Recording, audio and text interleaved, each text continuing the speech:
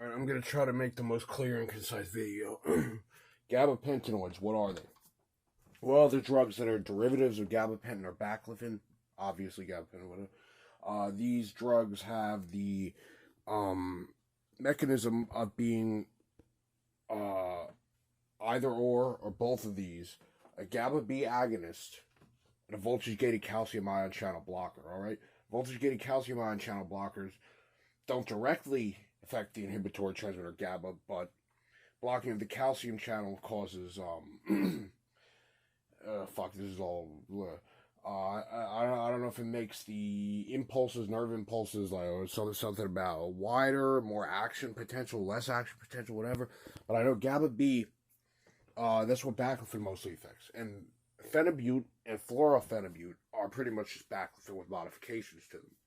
Phenibut was invented in the '60s in Russia for use in cosmonauts, so they could have anxiety and nervousness in situations where they're piloting a shuttle or working on some heavy equipment and shit that wouldn't affect their brains in a negative way. And these drugs are often touted as nootropics. I would say that phenibut and fluorophenibut, specifically for fluorophenibut, because I think it's more directed and it's more potent. See, baclofen has always given me more joy and more pleasure than gabapentin. Gabapentin in the past, I've had very, very warm, very comforting, obvious, effects from it. But over the years, it depends on how my system's working and if I'm focusing enough or not, or if I'm too scattered or whatever. It won't work if I'm not in the right state of mind. You gotta transfix yourself and allow it to modify and modulate yourself, and it sort of comes hand in hand. You gotta practice positive like mindfulness and meditation practices. You can't take these drugs and practice unhealthy behaviors of a screwy mind and drug binge and stay up late and all that shit. And if you overdo it on baclofen, you'll die, because that's what happened to me many times, actually. I've gotten paralysis, basically either catalepsy or cataplexy. I'm pretty sure it's cataplexy. Like you get with narcolepsy. But it's during the day. Like, my muscles fail out, I'll drop to the ground, and I can't breathe. I have to be resuscitated by having a tube put down my throat, to the point where they give me the cradle rub, the shit that they do to try to wake you up to overdose, and I'd be totally out of it. And my last overdose that I actually had to be in a coma, that was from mostly baclofen. Mostly baclofen and some Suboxone, some Wellbutrin, a lot of Focalin, a lot of gabapentin, a lot of baclofen, a lot of trihexyphenidyl. Anyway, other drugs, atypicals that wouldn't really fit into this class but could be associated: vigabatrin, and also known as Sabril, which is a suicide inhibitor of GABA. But I know it does cause blindness. It does cause blindness in 30% of people. Sometimes not noticeable because it's in the periphery of your vision, but whatnot.